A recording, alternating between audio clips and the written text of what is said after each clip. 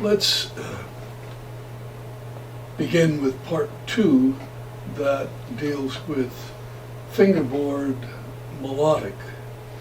And as we all know, the three main tools when it comes to the melodic side of music are scales, arpeggios, and intervals. And so guess what we're going to deal with here?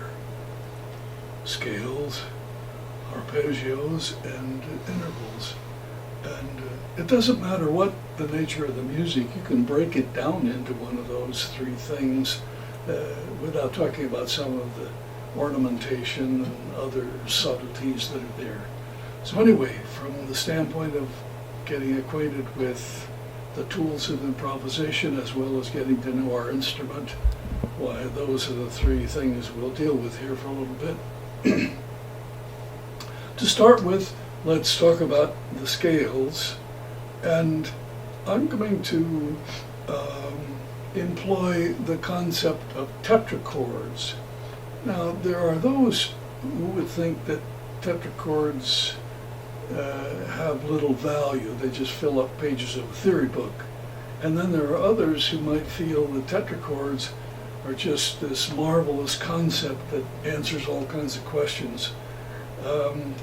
I guess I'm just sort of in the middle of all of that. I think it's a handy tool to be aware of when it comes to learning and thinking scales and comparing one scale with another. So most of us know, perhaps from our theory background, that a tetrachord has to do with 4 notes in succession. The tetra is obvious, that's Greek, the 4. Chord seems like a misnomer, but I suppose if you did the homework, it also had to do with a Greek background even for that. But in any case, it's come to mean 4 notes in succession.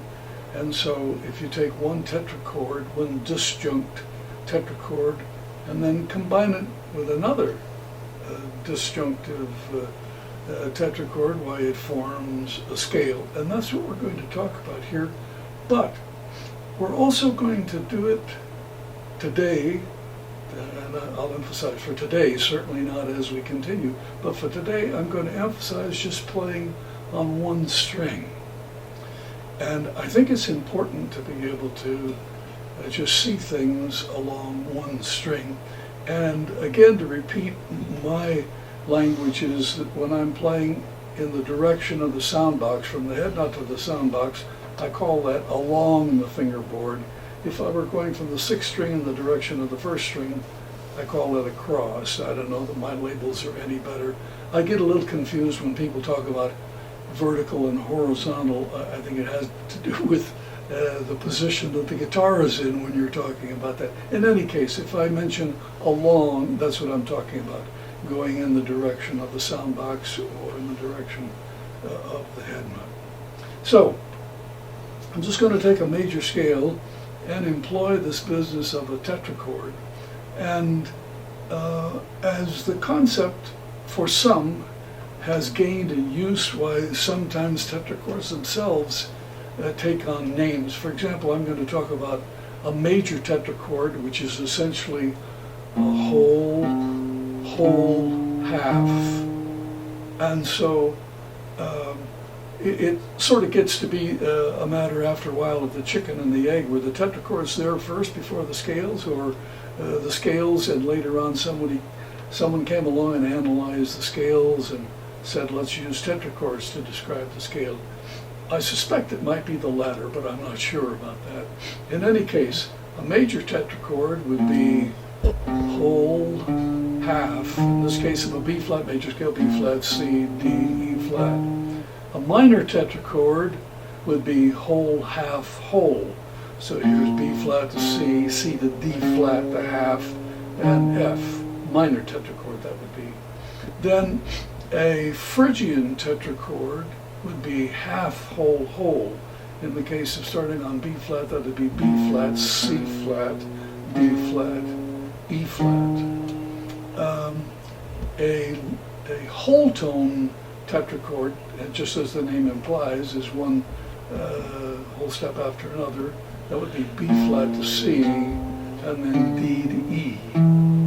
That would be a whole tone tetrachord. And there are others, but at least with those four, why we can play play a major scale and play the Greek modes that come from playing different octave segments of a major scale. So, using tetrachords, I'm going to play a B flat major scale here. And so the first one is a major tetrachord, whole, whole, half, and then I'm going to go up a whole step and then do it again, whole, whole, half. So on the return trip here, half, whole, whole, then down a whole step, half, and then whole, whole. So if I don't talk and just play that scale, you can see visually on one string that it's very evident the whole and half steps. So here's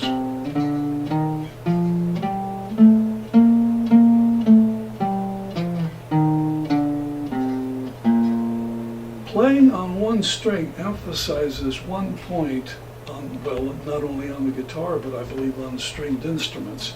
It's the more visual way of looking at the fingerboard.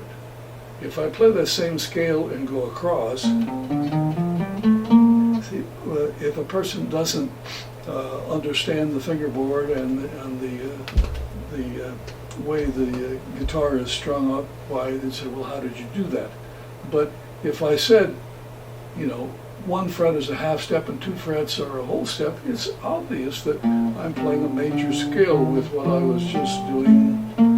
So that was a B flat major scale on one string. Now, in addition, you could sometimes, and here I'm not necessarily thinking of tetrachords, I'm just thinking of dividing the notes of the scale up into different groups. And so I might play 2, the B flat and the C, and then 3, D, E flat, F, and then another 3, G, A, B flat. So this works quite well, and without talking here, I'll just play that scale. And then, now another way of grouping it might be instead of 2, 3, 3 like I just played, 3, 3, 2. So here's 3, B flat, C, D, E flat, F, G, A, B flat. And so if I don't talk and just play that scale, it's like so.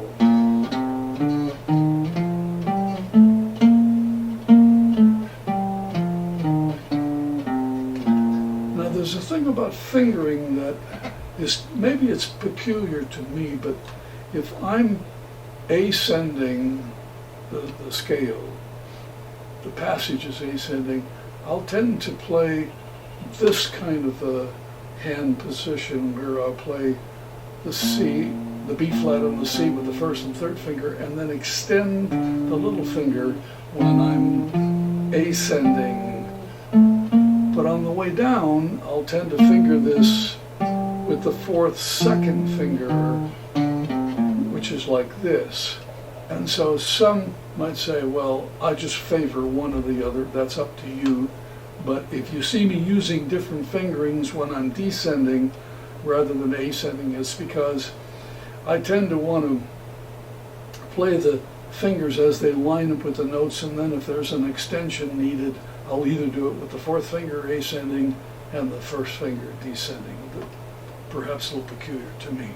Now, from taking this ability of playing a scale on just one string, excuse me, we might move to taking a look at some other scales besides a major scale, and I'm going to deliberately just change one note at a time. If we went from a major scale to a melodic minor scale ascending, that tetrachord would be a minor, B flat, C, D flat, F, and then go up a whole step and play a major, F, G, A, B flat. So there's a B flat melodic minor scale, and here's that minor tetrachord. If you played a B flat harmonic minor scale, the minor tetrachord stays put, but now you go up a whole step and play what in effect is, I refer to it as a harmonic tetrachord because it comes from that scale. So that's F, G flat, A, B flat, or you can finger it either one of those two ways, I suppose. But anyway, here's a B flat harmonic minor scale on one string, and then a B flat natural minor scale would be a minor tetrachord once again, and then a Phrygian tetrachord here. So F, G flat, A flat, B, or you can finger it that. So here's a B flat natural minor scale.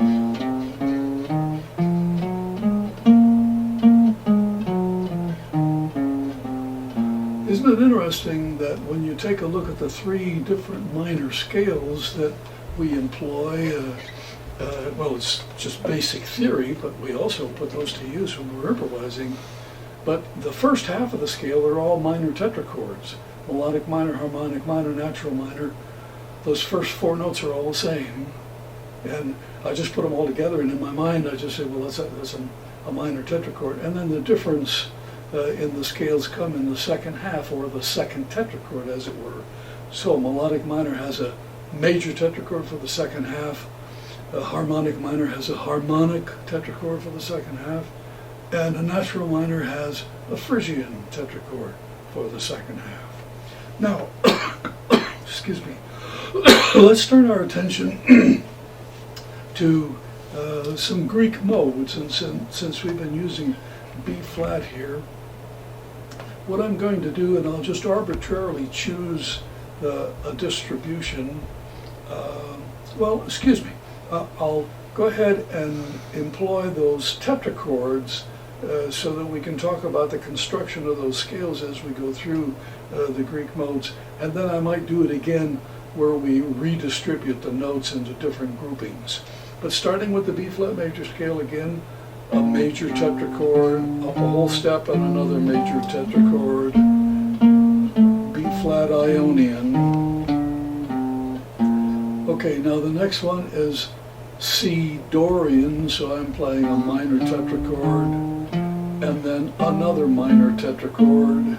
So two minor tetrachords form a Dorian mode, and in this case C Dorian. Now, a D Phrygian is a Phrygian, and then you go up a whole step and play another Phrygian. So a Phrygian is two Phrygian tetrachords. So those first three are easy to remember because the first and second tetrachords are the same. But now when we come to the E flat Lydian, this is a whole tone tetrachord, and so E flat F, G, A, but now up just a half step and play a major tetrachord, B flat, C, D, E flat, and so, and then, so a Lydian again is a whole tone tetrachord attached by a half step to a major tetrachord. Now, I'm going to move, since we're emphasizing just playing on one string, I'd run out of fingerboard if I continued the F on the fifth string, so I'm going to move to the fourth string to continue with the F mixolydian. So, the first tetrachord of an F mixolydian is a major tetrachord, F, G, A, B flat, and then the second one is a minor, C, D, E flat, F. So, major attached to a minor by a whole step is a Mixolydian. In this case, F Mixolydian. Okay, now a G Aeolian would be a minor tetrachord. That's G, A, B flat, C, attached to a Phrygian, D, E flat, F, G. And so that's the definition from this business of tetrachords of an Aeolian, a minor attached by a whole step to a Phrygian. Now, a Locrian is a Phrygian, A, B flat, C, D, up a half step, and then attached to a whole tone tetrachord, E flat, F, G, A. And so again, a Locrian is a Phrygian up a half step connected to a whole tone. Notice that those Greek modes that begin with L, they have a half step between the first and the second tetrachord. All the others are a whole step. Well, now we're back to B flat, but I'll go ahead and play it here like I was doing before, which are two major tetrachords, B flat, C, D, E flat, F, G.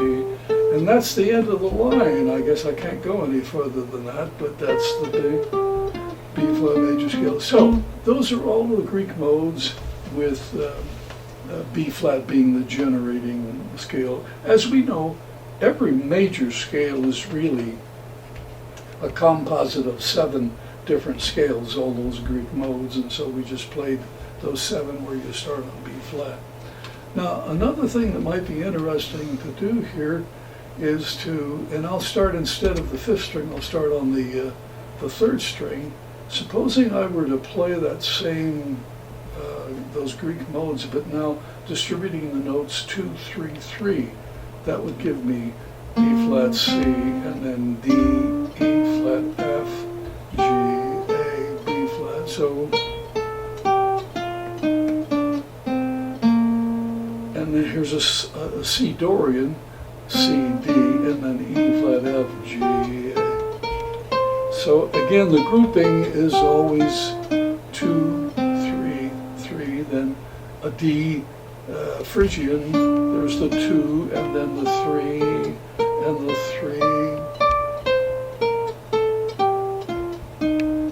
Then the E flat Lydian, 2 E flat to F, and then G, A, B flat, and then I need to do that again. E flat Lydian here would be E flat F, G, A, B flat, C, D, E flat. Now again, I'm running out of room, so I'm going to move to the 2nd string to play the F Mixolydian that way. Here's the first 2 notes, F to G, A, B flat, C, D, E flat, F. So again, I'll just keep using this distribution of 2, 3, 3. Now a G Aeolian, or natural minor as we say, and so that's the end of the line. So I'm going to move to the 1st string to play the A Locrian, A, B flat, C.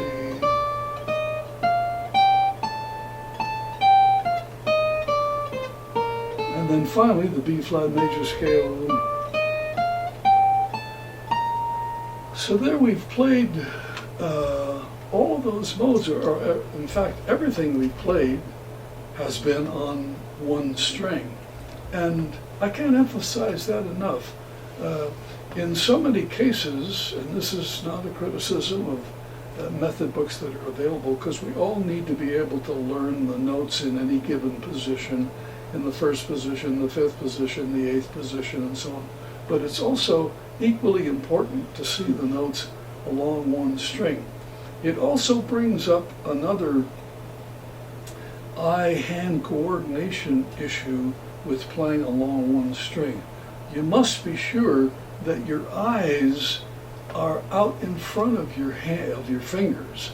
If I'm playing this B flat and C, I no longer need to be looking at that because my fingers are telling me where those notes are. My eyes are looking at the D, which is where I'm going. Now, when I'm playing this, I don't need to be looking where my fingers are, but my eyes are ahead of the fingers, and I'm looking at that G.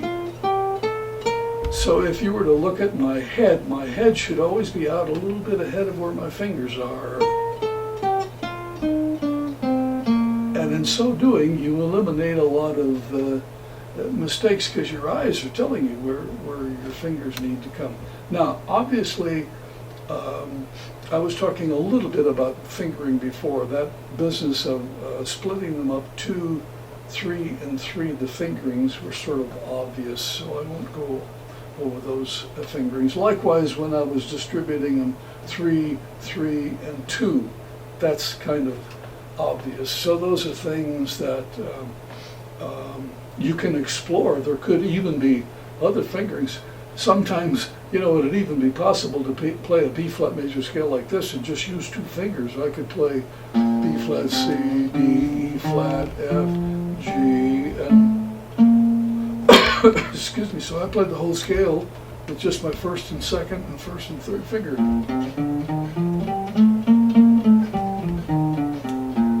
But again, it's that the reason I guess that came to my mind is that when we're talking about getting your eyes out in front of your fingers, that's what really helps to do things like that. Well, here's a suggestion about practicing some of these things, not only for the sake of learning the notes, but also of getting a certain fingering under your fingertips, as it were. Excuse me. Let's say I'm taking a Dorian mode, and I start with G. I might play then, here's, so the fingering is going to be the same, but notice as I move, I can be thinking about that same fingering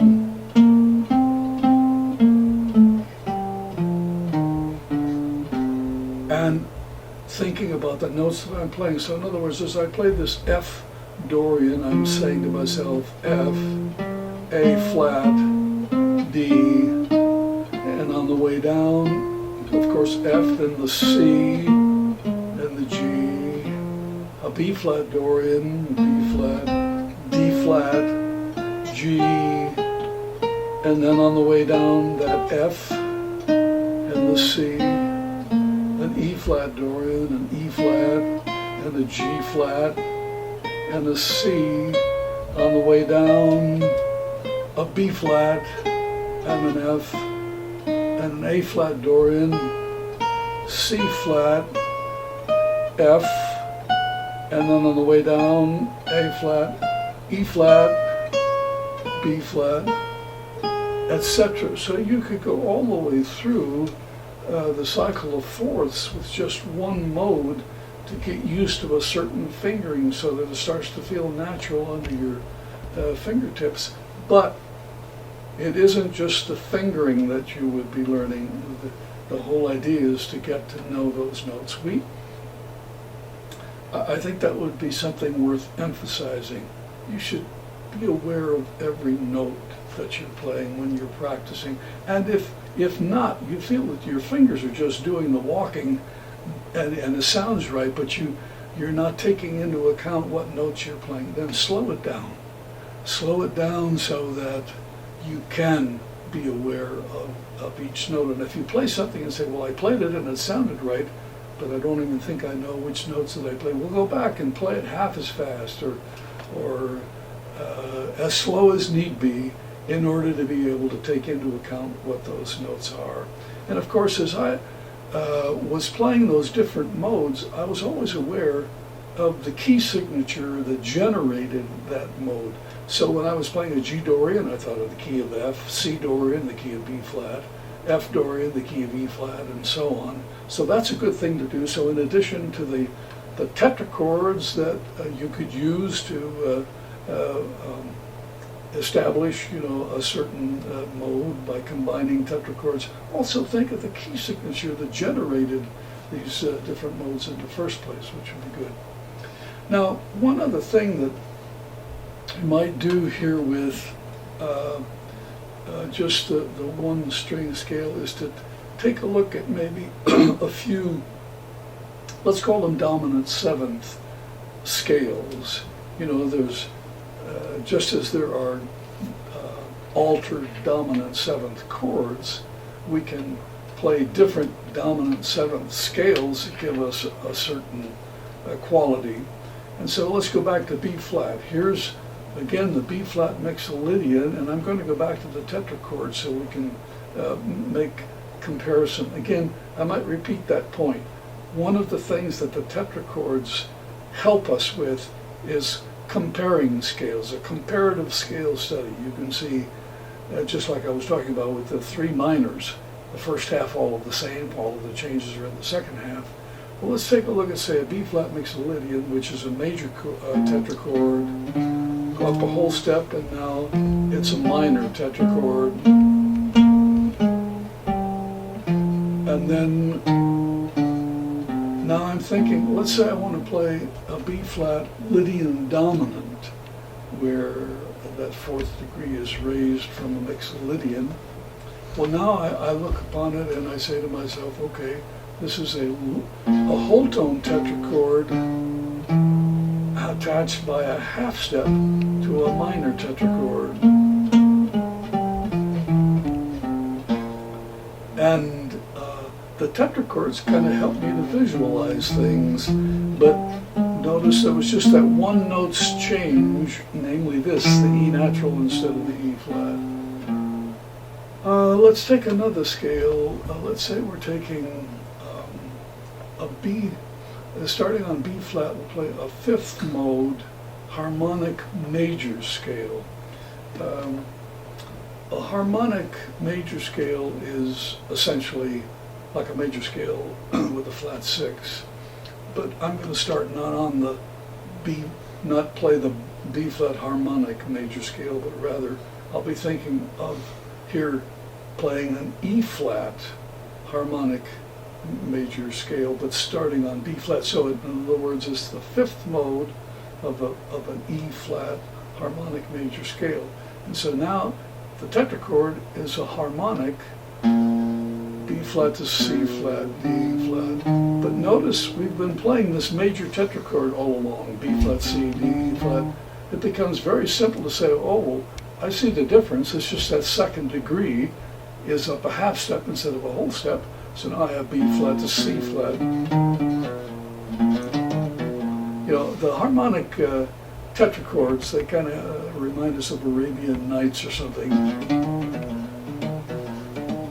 You know, you kind of hear that sound. But here in this scale, a harmonic tetrachord, and then you go up a whole step, and this is once again a minor.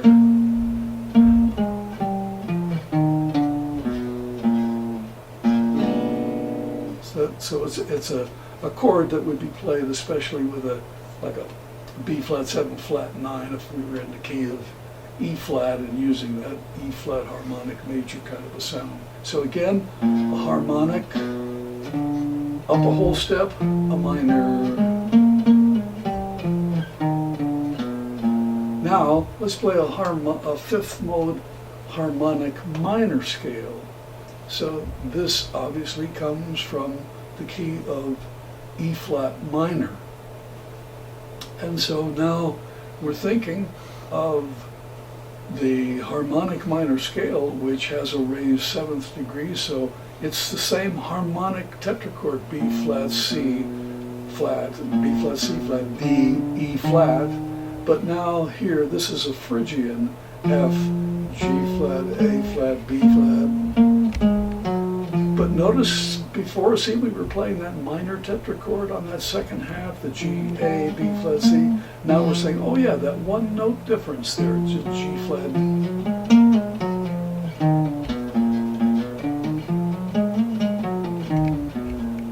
And so, in doing things of that sort, that's something I would recommend rather than in order to take advantage of this tetrachord concept. When you go from scale to scale and you're making comparative studies, if you go from one scale that's radically different from another, then that's harder to remember, but if you're going from one scale to the next scale where there's just maybe one note's difference or possibly only two notes difference, it's easier to absorb that new scale that you're learning. So it's just a recommendation. It's something that's helped me in trying to take on other scales besides the usual scales and so on. Okay, with everything that we've done here, let's do one more thing and show how this could be used. Here's a little 2-5-1 in major. If we played C, I'm going to play 2-5-1 in the key B flat. So here's C Dorian, and then descend an F Mixolydian, and then ascend a B flat major. Or you could reverse it. You could start with a C Dorian, and then ascend a Mixolydian, and then descend the B flat. Or you could play them all ascending.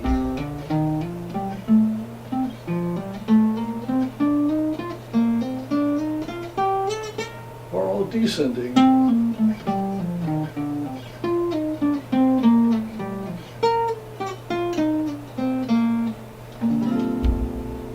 So, at least we've gotten started here with some things having to do with scales on one string.